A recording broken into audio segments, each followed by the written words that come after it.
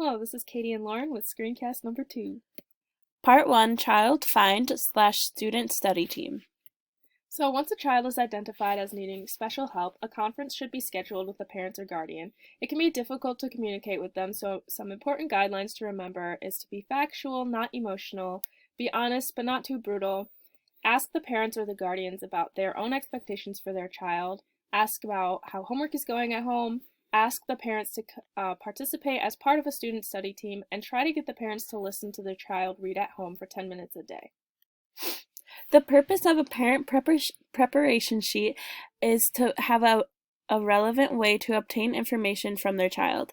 This will help in the student study teams for the team gaining more information on the child. So, it's common for a lot of parents to feel different emotions such as shock and denial, anger, guilt, or blaming, resignation, depression, or possibly acceptance. The process for student study teams is as the following. They gather student data, they plan strategies to assist the student within the resources of the general educational program, they monitor student progress, they build trust between parents and schools, and they make referrals for formal evaluation when needed. So, a sample summary sheet. A summary sheet asks for different information about the student, including their strengths, known information and modifications, prioritized concerns, questions the child might have, strategies and brainstorming, prioritized actions, and responsibility for who and when. The role of accommodations in SSTs include changing seating, allowing students extra time on timed tests if they are not standardized tests, providing students a quiet setting free of distractions in which to take tests, allowing students to use larger print books, and increasing student-teacher time. So, some digital accommodations that you could use include digital programs, hardware and software accommodations, computer games that practice basic skills, math, phonics, and reading skills, reading lectures, and voice recognition software. Sensory accommodations include types of seats, sensory feedback mats, manipulatives, headphones, and types of clothing. For part 2, we're going to be talking about the least restrictive environment. So, provisions of PL 94-142 for LRE make it very clear that every student with special education services must learn in the least restrictive environment. Being in the least restrictive environment means that students with special needs are to be in a general education classroom with their peers as often as possible. Parental rights in the law. The laws throughout this process intend to involve parents at every stage of the evaluation and planning process, and they must be kept informed of their child's progress. It's a legal requirement for the long statement listing all their rights to be given to parents. In this case of Ronker versus Walter, the court required a school to serve a child with a disability in a non-segregated setting when the necessary supports could be provided to make that setting appropriate. This law created changes to IDEA that made it clear that students with disabilities cannot be removed from the general education setting simply because they need modification to the general curriculum. Michigan State Board of Education adopted the Universal Dedication Vision Statement that includes a principle that honors the rights of students to learn together. Highly qualified provisions. They state that the school are required to only employ highly qualified special education teachers. A highly qualified special education teacher would have qualities such as being able to provide specialized instruction and meeting the highly qualified standards of No Child Left Behind law. The general education curriculum states that in Michigan, special education classes must offer students with disabilities access to curriculum that addresses the grade level, content, expectations, and the high school graduation standards.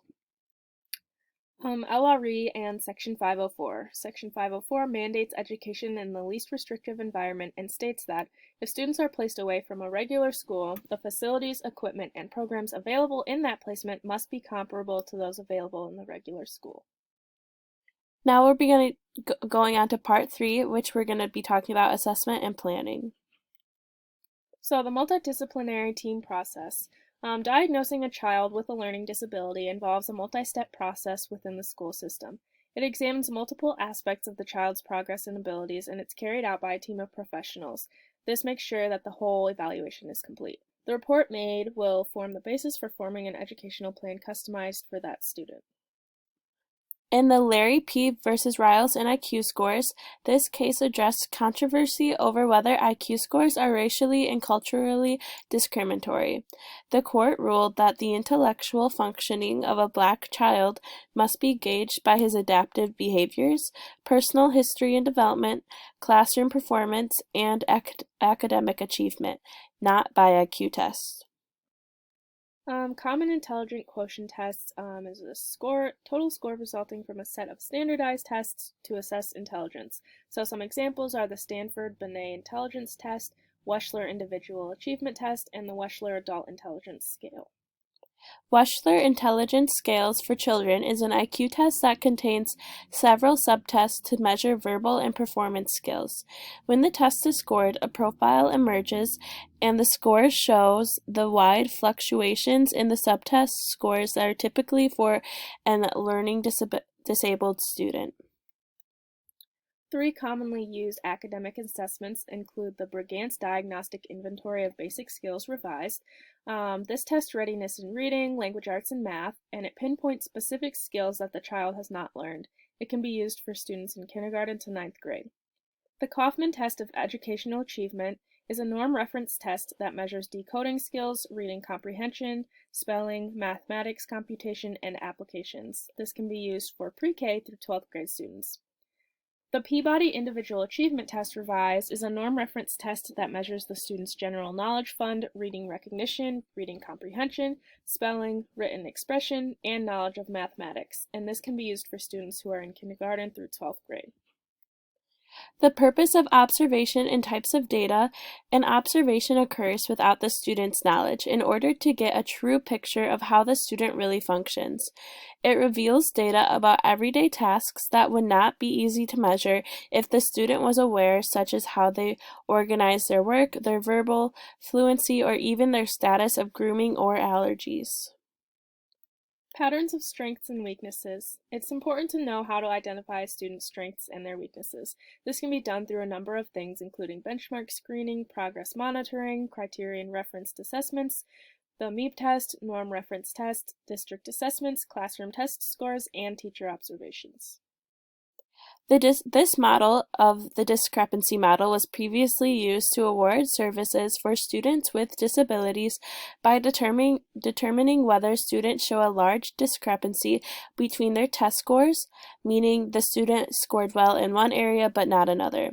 However, this is not a complete measure of a student's progress and should not be used to measure if they should receive special education services.